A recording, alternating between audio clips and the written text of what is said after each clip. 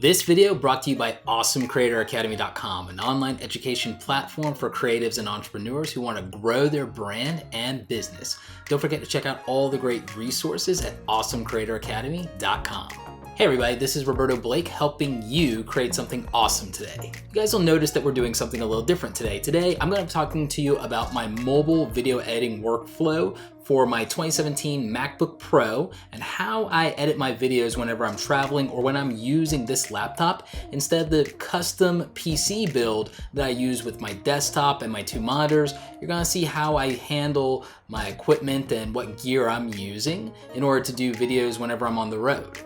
As critical as I am of Apple, the bottom line is that I found that the MacBook Pro was the best overall compromise for everything I needed for my business. But if I was strictly a video editor, I probably would have considered going in another direction. But that's not to say the MacBook Pro doesn't have some advantages, specifically the long battery life. I'm able to pretty much get a full day's work out of this laptop, even without having it plugged in at any given time. And as someone who does public speaking, video editing, and also does a podcast, I can't tell you how important it is for me to have that battery life.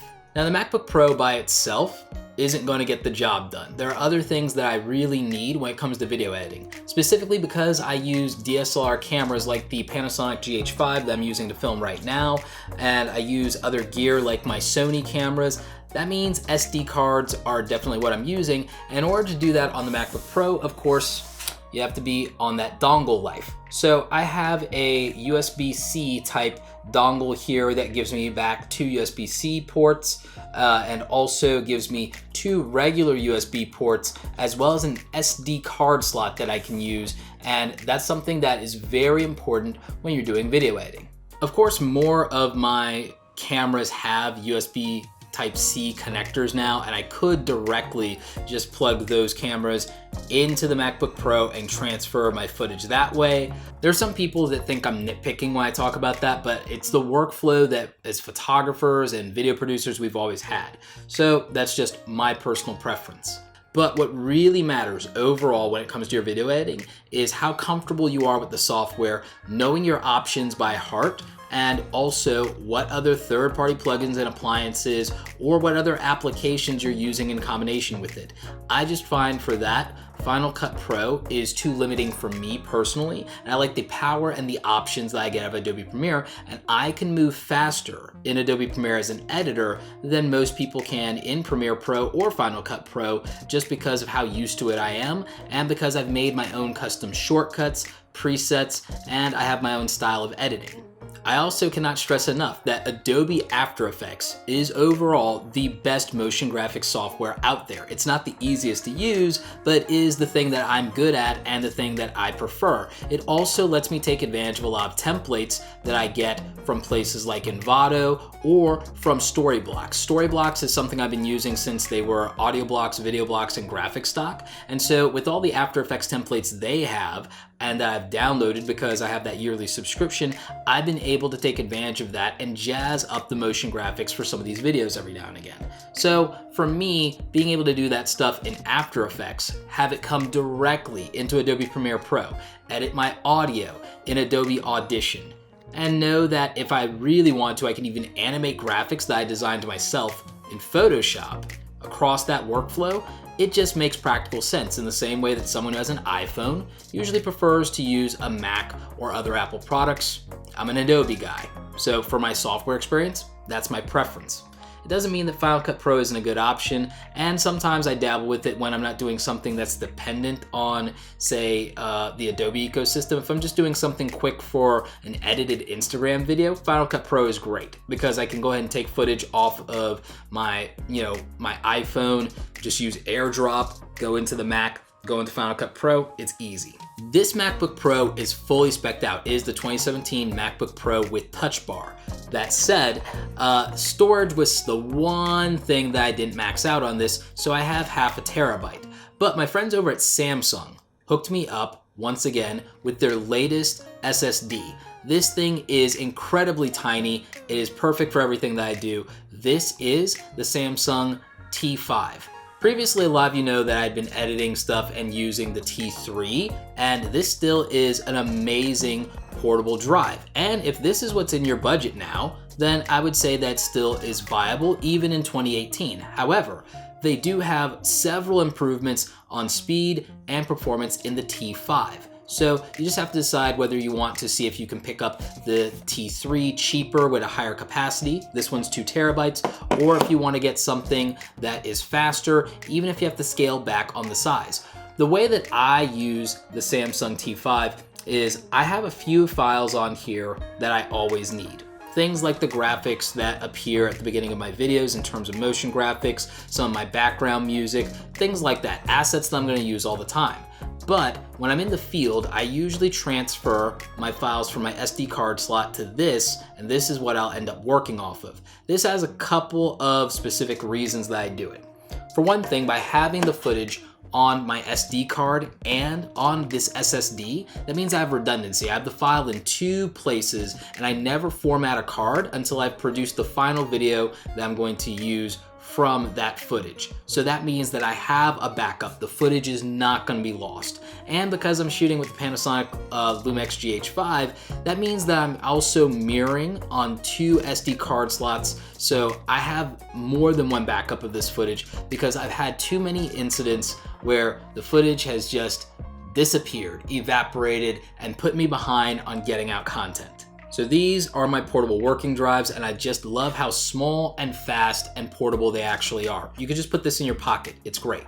For backing up and cloning my entire system, which is something I recommend any laptop user do, you should really have one of these for every single one of your computers. I use a LaCie rugged drive. This one is USB Type-C, so it's easy to just plug this into the MacBook Pro. It has all the speed that you could possibly need from it.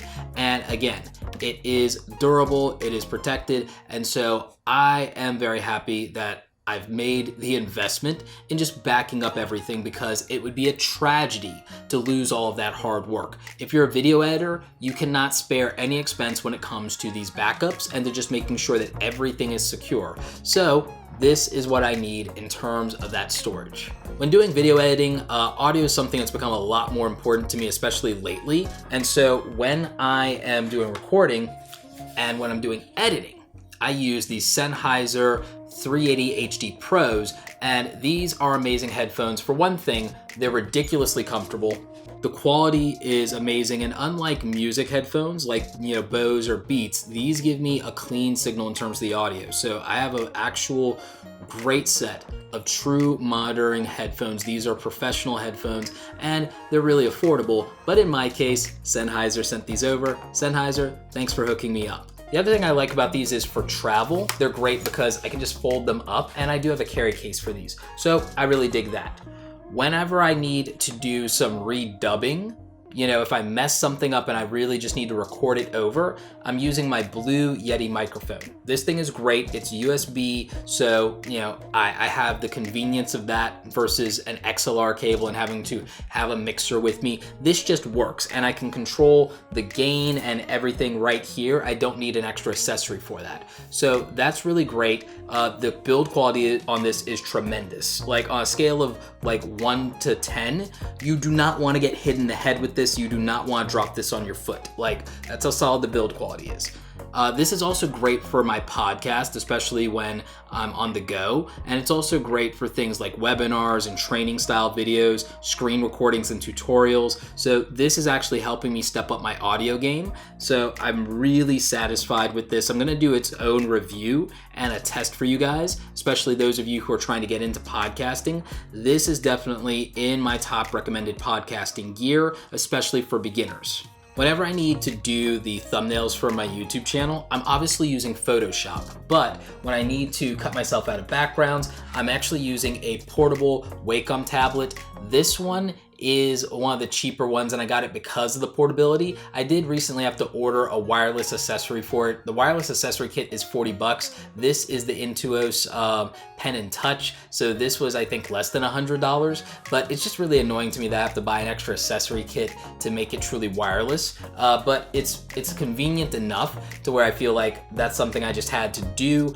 I do have more expensive drawing tablets, but in terms of portability, when you're carrying around so much other stuff, especially when your primary focus is video and you have camera gear, this thing is super lightweight and it's convenient. So I think that's really practical. So obviously I'm using that with the digital pen stylus, and this just makes it easier to do some quick Photoshop work on the go. What would be great is if Apple actually lets you use the Apple Pencil and draw on the screen or something like that. That would make my life easier, but Apple is not in the habit of listening to anybody, so I can't expect that anytime soon.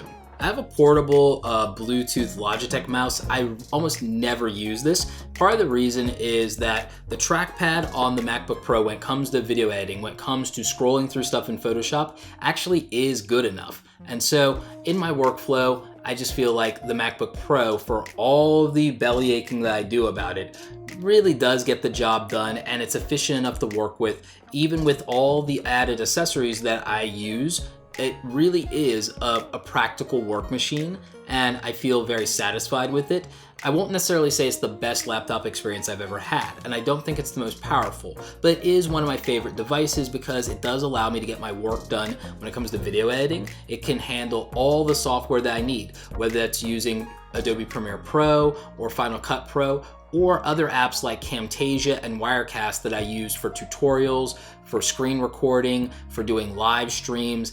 This literally does just work, and I haven't had any major issues with it so far. So this has been my workhorse probably since the fall of 2017, and I will be doing a full review on it. I just wanted to walk you through some of the things that I do as a video editor with this laptop and the other accessories that I use in that video editing workflow, because a lot of you have had questions about it. So that is my video editing setup for the MacBook Pro. Question of the day: what is your favorite video editing tool and why? I would love to know more about what you guys are doing with your video editing workflow, and what are your favorite tools, gadgets, accessories? Are there any third-party plugins that you use? And also, do you have any questions for me about video editing or any tutorials that you'd like to see? Are there other pieces of software that you want me to cover? Do you want me to cover ScreenFlow and Camtasia? Do you want me to talk more about Wirecast and live streaming? Let me know in the comment section and I will make those videos for you.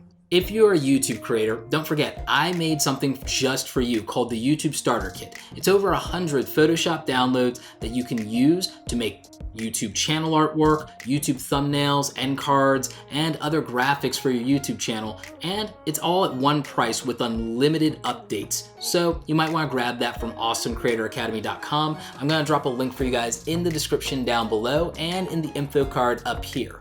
Like this video if you like it. Don't forget to subscribe. Check out the other awesome stuff on the channel. As always, you guys, thanks so very much for watching, and don't forget, go out there and create something awesome today.